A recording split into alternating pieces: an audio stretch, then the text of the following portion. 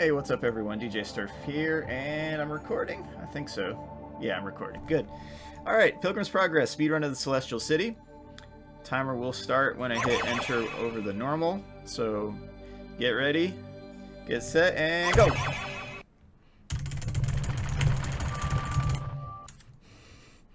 Alright, here we go. Hopefully I get this first try. Yeah! Oh man! Alright, this is going to be a sick time. So that's a funny glitch. It thinks that you're on the staircase, but you've kind of jump glitched it. There's one place where you'll take damage, and it won't give you damage fast enough to kill you on normal. So this is a silly speedrun, and it's going to stop when I get to the frame with the Celestial City. So I'll stop it when I hit that. It's right after the River of Death. Pilgrim's Progress. And it took a lot of flack from Jim Sterling. And Sterling is a cool name. But Jim Sterling was critical of the characters looking kind of machine-like or scary, robotic, and that type of thing, like an animatronic. And that gave Scott some inspiration for freaking people out with Five Nights at Freddy's. So I think the Geeks Under Grace interview is the one you're going to want to read for that. And that etymological story there, but with the actual story. So an origin story. But anyway, I really liked Pilgrim's Progress in terms of the message and the content, the presentation. Of course, it's based on John Bunyan's classical allegorical novel. And really, really cool. I did a playthrough. Alright, see, I'm taking damage now. This is the section you're going to have to motor through. Yeah, it didn't kill you, though, because you regenerate health just enough to live. And this area, too, there can be hands that reach out under that purple water or whatever, and then that would take you to 0 after this. Anyway, I really liked the game. Well presented. The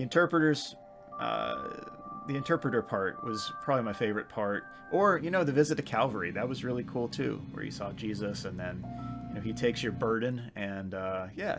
But John Bunyan, classical novel. There was actually a Pilgrim's Progress 2, which was Christiana's story. And there could be a Pilgrim's Progress 2 game if Scott decides to make that, or someone else decides to make that. But, man, that really would be cool. But this is my favorite Scott Cawthon game out of all of them. And I do like the mechanics of the Five Nights at Freddy's series, and I have played through that, as well as The Desolate Hope and Pilgrim's Progress. I played through all of those, so check out my channel for all of those videos if you want to see those all the way through. And some of the games, too, I did very exhaustive strategies and that type of thing, like FNAF World and FNAF 4 and FNAF 3 and all that type of thing. So lots of pioneering then. All right, ready? I'm going to start right when I hit the frame. Yeah. Wonderful! 249. 249.6. That's nice. So that's a speed run of the Celestial City. And in the game, it takes you a whole lot longer than that to go through. There's a little bit of free-flowing movement. It's not quite a full open world, but there's some variation in terms of where you can go.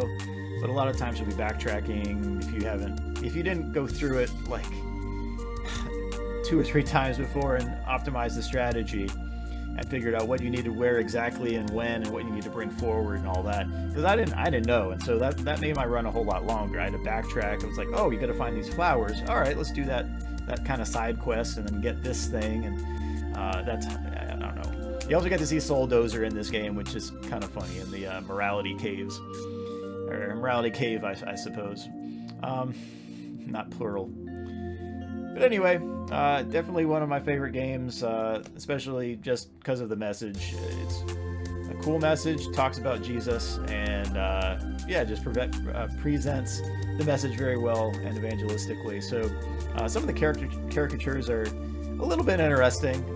Reading the novel, I might have a different impression of a few of the characters, but at the same time, pretty well done. So anyway, Scott, well done. I think you should make Pilgrim's Progress 2 still, but at the same time, I know you're busy with all this FNAF stuff. So anyway, I'll check you next time. Peace, God bless you, and if you want to make a speed run, I mean, this game is not expensive, so I would definitely say buy it. Don't just pirate it. It's very simple to buy, and you'll get a message directly from one of the what was his role? Oh, what was it called? Hope Animation. you'll get contacted by one of the guys at Hope Animation, and he'll give you the info on the download. So yeah, pretty cool. And I don't know what else.